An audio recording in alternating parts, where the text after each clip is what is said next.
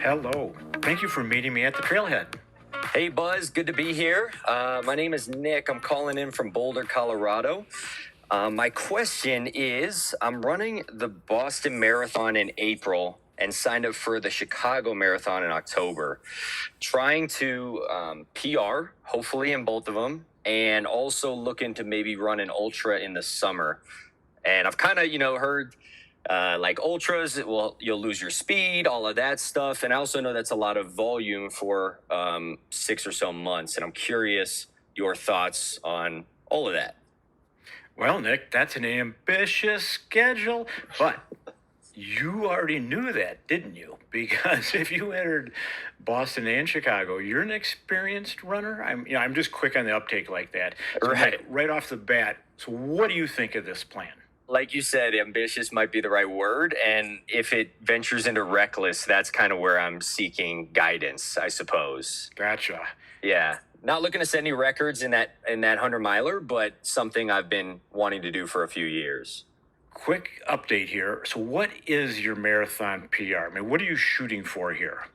I'm shooting for sub 250 in Boston. My marathon PR is 2:52:48. Nice work. You got under 3 hours. Yes. Good job, Nick. Good job. Okay. Specificity is one of the foundations of any training plan. So, for example, Leadville, a lot of people come into some of these trail 100 milers out west. They've run every day, for 5 years, and then they end up hiking 20 to 25 miles. Mm-hmm. Right? They didn't train for what was actually going to happen. Same thing with a marathon. You're going to be running at an exact same tempo for 3 hours. So you have to practice that. And so, as I think you already know, this would not be a good training plan to PR. I mean, it's maybe the first one, maybe for Boston, where you can do this winter, you can do marathon specific training and then do some long runs in the summer.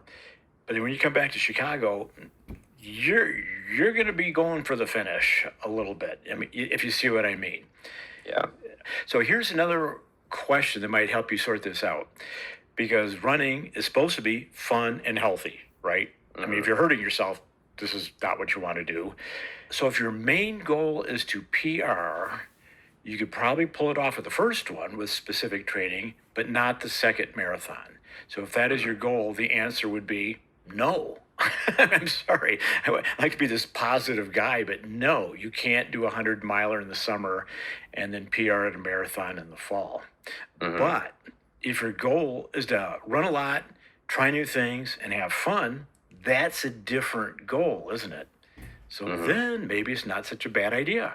Going into that, let's say that second goal, what would you recommend? Let's say I do Boston April 17th and then shoot for Leadville. I did actually apply to Leadville, so in the lottery, we'll see if I get in.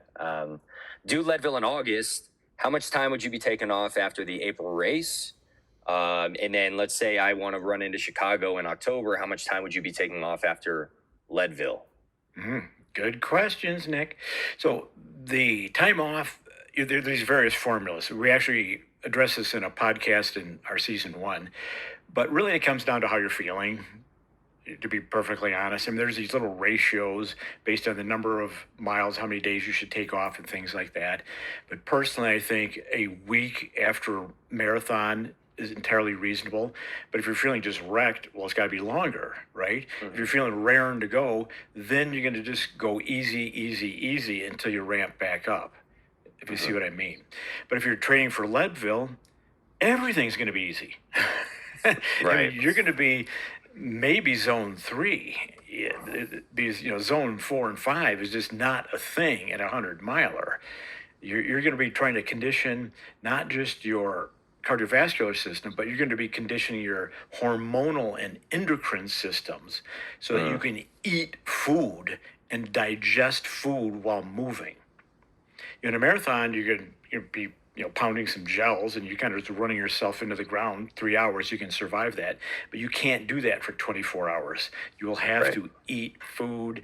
So you're kind of training other systems in your body besides cardiovascular. Gotcha. And then after the 100, well, you got to see how you feel. I think the formulas don't really apply so well to 100-mile races. If you eat and hydrate through the whole thing, pace yourself during the whole thing, in a week or two, you could be ready to start easy running. Yeah. But if you go into the hole on that, well, which is common, then you might need a little bit more time before coming back. And then to come back for Chicago, you're going to have to do your tempos, right? Yeah. If you get back on the once a week tempo run, whatever your training is, because you have to make that 250 pace seem easy. Mm-hmm. Could I mix in, let's say, a tempo run while training for Leadville? If I'm doing mostly like zone 2, zone 3 stuff, pretty chill runs, and throwing in maybe one a week. Is that feasible? Is that advisable, or is that silly? I think that's brilliant. So I was actually considering saying that, but I didn't want to complicate my answer. I think the tempo run is the best run for anyone at almost any distance. It has the most productivity, most efficacy, if you will. For example, David Roach, a real well-known coach in Boulder, where you are, he says it's still all about running economy, right? Mhm. So even when you get to 50, 100 miles, I just emphasize you have to train your endocrine and hormonal systems so you just don't fall apart. But he says it's still about running economy so that the pace you're going should just be easy peasy. And the tempo run should not require a big recovery. If you're going to go out and do 12 800-meter repeats or something, man, that's going to be recovery. But a tempo run should not require a big recovery so it can fit into your training week. So yes, I think tempo runs are great almost no matter what you're doing. And would that be tempo pace in regards to an ultra marathon race pace, or could I bump it up to like tempo runs in regards to my marathon aspirations? I think it's marathon. I think a tempo run is at or below lactic acid threshold, however that gets defined. It's tricky. Right. There's a lot of different methodologies to define that. But to me, a tempo run is not really conversational.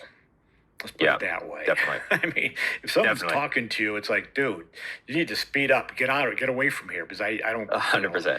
I'm kind of concentrating here. Right. But you don't want to feel destroyed after. That's different. Yeah, that's awesome. I think that would both make it more enjoyable for me, hopefully make October a little more enjoyable, and also keep me sane, which would be good. So those long, slow runs can get a little monotonous. This is true. There's no doubt about that. So what you're going to want to do, of course, you live in Boulder, so you got a little bit of elevation there. This is very helpful. Leadville, of course, is, as you know, is really high, more than twice as high as UTMB, for example. So you're going to want to get up to the high country. So that'll be the fun part. So if you go up to the high country and start doing some cruisers up there, then it's more enjoyable, more scenic. And you can even try your tempo runs up there too if you want. That'll mean they'll be going at a slower pace, but you're still getting yourself a little acclimated. And I should note that early acclimatization doesn't really help that much. You can backload your acclimatization. Okay. 6 weeks is nothing happens after more than 6 weeks. Okay, so prior to 6 weeks out, it's not super vital that I'm up there at whatever 10,000 feet doing runs and hikes and stuff. Not really, no. Cool. Well, that you got me kind of pumped up. I think you tempered expectations a little bit, which I appreciate. But I still want to go after it in October, and then I don't know, maybe take some time off. But I guess getting into Leadville will be the big step, and if not, I guess I could always find a little something else to do. But I appreciate it. Nick has got a packed race schedule. That was my opinion as well.